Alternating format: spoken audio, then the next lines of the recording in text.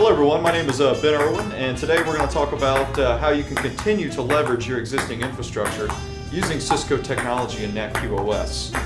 So for the purposes of looking at an application end-to-end, the traditional approach has been collecting information off of a span port, really the TCP transactions in between the clients and the servers, and measuring those for performance. So if we take a look at my diagram here, we've got a crude mock-up of an enterprise network that includes some of my core servers in my data center that host my mission-critical applications like SAP, email, web apps, Siebel, etc.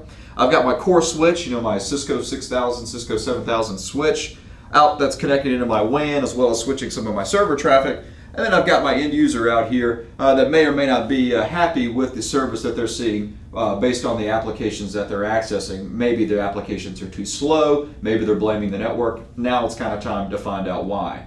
Now the difficulty with that is that in a lot of cases for large networks, you've got to deploy a collection appliance off of a span port to collect the transactions end to end. Previous, what you would have to do is put in some sort of data collection appliance from NetQoS, which I'm going to draw here, as well as a reporting appliance for the charts and the graphs. Now the data collection appliance is going to sit off of my switch via a span port or a mirror port and collect all the transactions between the client and the server farm. So in a large environment where I've got multiple data centers or multiple core switches, multiple locations, I can put a collection appliance at all of these different sites and aggregate all of that data to a single reporting appliance, giving me a unified view of application delivery response times across my worldwide network. And if you've got a large global network and you're trying to integrate a bunch of these transactions under a single reporting appliance, that in some cases can take a lot of hardware. Now, in today's environment, today's market, and today's economy, sometimes that's not an economically valuable solution. You've got to look at other alternatives. And Cisco and NetQoS have partnered to find what that alternative can be.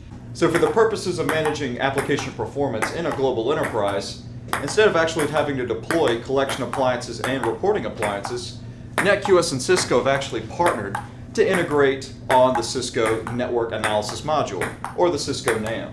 And in this case, what we can do now is actually leverage the Cisco Network Analysis Module, or NAM, as a data collection appliance. Meaning that instead of deploying collection appliances off of a span port or mirror port, you can now leverage the NAMs as NetQoS collectors.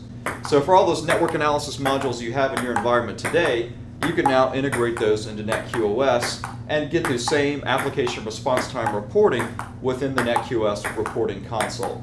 What this unique integration allows you to do is completely remove the data collection appliance from NetQoS and actually leverage the NAM for that exact same function. Well, what does this mean?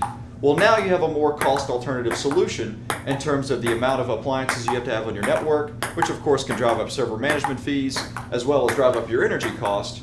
You can now leverage this NAM technology to have a single reporting interface for end-to-end application performance across your enterprise and continue to leverage the NAM as your deep dive troubleshooting appliance. So what does this mean? Well, now your customers are happy, because not only have you saved money on infrastructure, but you're also managing the delivery of your applications for network performance.